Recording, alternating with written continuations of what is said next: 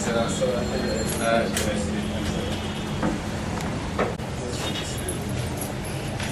Avec l'autorisation du directeur général, je vais pouvoir vous présenter les programmes de notre rencontre. Donc, il y aura tout d'abord le mot de bienvenue, d'introduction, sera dit par le directeur général. Et ensuite viendront quelques présentations que nous avons prévues à votre honneur. C'est d'abord une première présentation qui sera faite par le directeur général, intitulée Investir dans la République démocratique du Congo. Il y aura deux présentations qui seront faites par nos hommes secteurs, trois présentations plutôt. D'abord, investir dans l'habitat, et puis investir dans l'agriculture. Et nous allons également faire une présentation en rapport avec les climats d'investissement.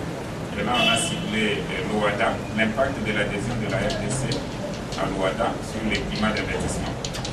Après, il y aura échange et il y aura un petit quota et puis on va se séparer. Mesdames et messieurs, distingués invités, je voudrais sincèrement vous dire merci. Tout d'abord, dire merci à l'honorable Mélanie qui est venue nous voir ici à l'ANAPI pour un entretien avec nous, pour connaître un peu ce que nous étions en train de faire et voir dans quelle mesure ce que nous sommes en train de faire pourra avoir un impact sur son territoire. Il a apporté en fait à la députation qui est le territoire de Montoro. Nous avions échangé à cette occasion-là et il avait ressenti la nécessité d'amener un groupe un peu plus important de députés de l'Équateur pour des échanges qui peuvent s'étendre à l'ensemble de la province de l'Équateur. Je pense qu'elle avait tout à fait bien vu et raison parce que en fait la province de l'Équateur avec d'autres provinces de la République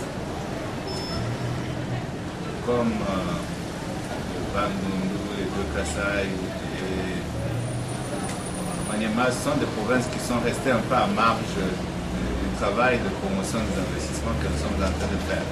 Les choses ne vont pas, nous sommes là pour chercher à trouver des solutions. Sinon, en ce qui nous concerne, nous sommes l'ANAPI, donc l'Agence nationale pour la promotion des investissements, par 2002, le 21 février 2002, portant le nouveau code des investissements. Vous savez qu'il a existé un code des investissements dans notre pays, dont le dernier date de 1986. Cela pour plusieurs raisons, notamment le fait que avait été extrêmement difficile à notre pays. On peut penser comme décrit dans les tracasseries administratives. Et ces tracasseries administratives sont en fait la raison principale du non-développement de notre territoire. Arrêter les gens très facilement, opérer des tracasseries, aller dans les chefs-lieux. Et ceux qui le peuvent viennent jusqu'à Kinshasa. Ça a été mis en place le 21 février 2002. Et ça, c'est une nouveauté dans notre pays. Parce qu'avant cette date, il n'a jamais existé des agences de promotion d'investissement. Alors que des pays comme les pays voisins déjà, comme l'Ouganda, le Rwanda, avaient créé des agences de promotion d'investissement 10 ans avant. Et des pays comme le Kenya ont des agences de promotion d'investissement. Depuis aujourd'hui, ça fera 25 ans. Ère de promotion d'investissement par rapport aux autres. Nos statuts ont été fixés par le décret 5 juin 2002. Nous avons attiré les investisseurs nationaux et étrangers vers la RDC. Donc nous sommes un service de marketing. La troisième, apporter des assistances diverses aux investisseurs avant d'être un pays avec une image, un pays qui est accueillant pour recevoir les éléments, c'est pas de tout le temps. il est difficile quand même d'arriver à trouver des gens qui vont épouser les filles dans cette famille. Ça, c'est connu. La plupart des gens qui entrent dans ce pays, les gens sont arrogants. Ils mettent beaucoup de temps. On vous dit déjà ça. Or, pour un touriste, c'est la prise de photos, c'est la chose la plus normale. Le pays, mais pas l'aéroport. Parce que tout ça, il y a déjà photographié,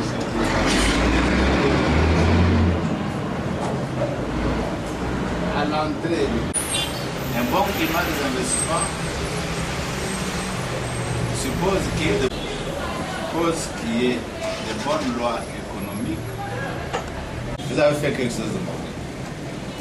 Donc, il y a d'autres lois, comme dans le domaine des assurances. Vous savez que si vous avez confiance en lui, vous allez mettre cet exemple-là. Si vous n'avez pas confiance,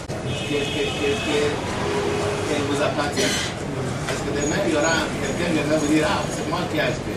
Il a un certificat. Il y a des lois qui sont à caractère général de l'entreprise, mais des lois spécifiques pour l'agence, bien que avant que 30 personnes, mais c'est une agence extrêmement importante.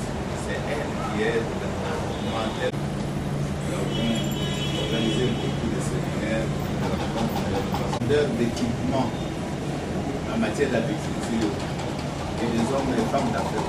Nous avons eu quand même, on n'aura pas de résultats. Donc on organise ces gens de... On a été créé. Nous devons aller à Tokyo, aller à Montréal. Nous n'avons pas d'argent.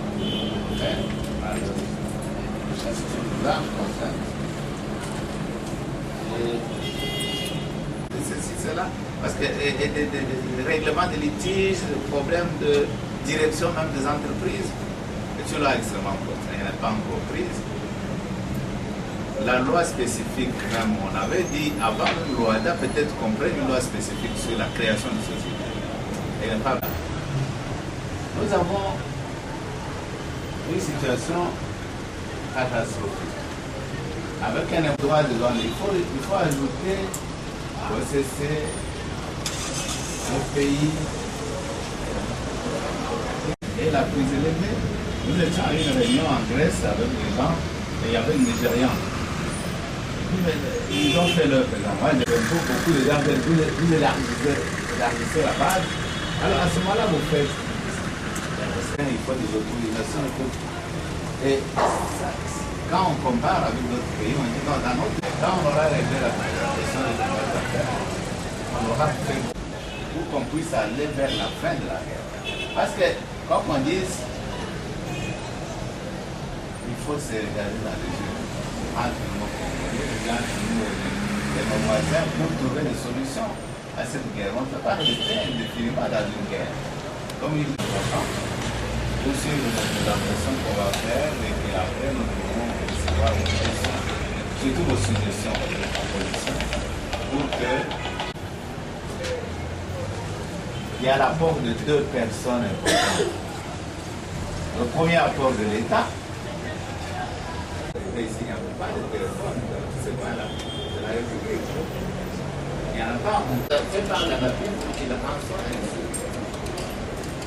Et nous nous dirons peut-être ce qu'on va faire. Donc l'État a un rôle important à faire sur les infrastructures, dans les infrastructures de télécommunications.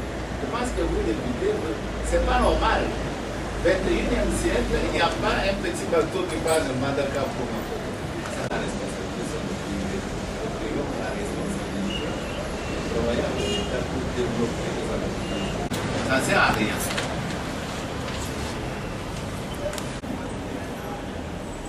Quelques données générales, l'employage de jubilé. Projets déjà réalisés dans le secteur de logement. Là, nous les avons catégorisés en deux groupes, opérateurs publics et opérateurs privés.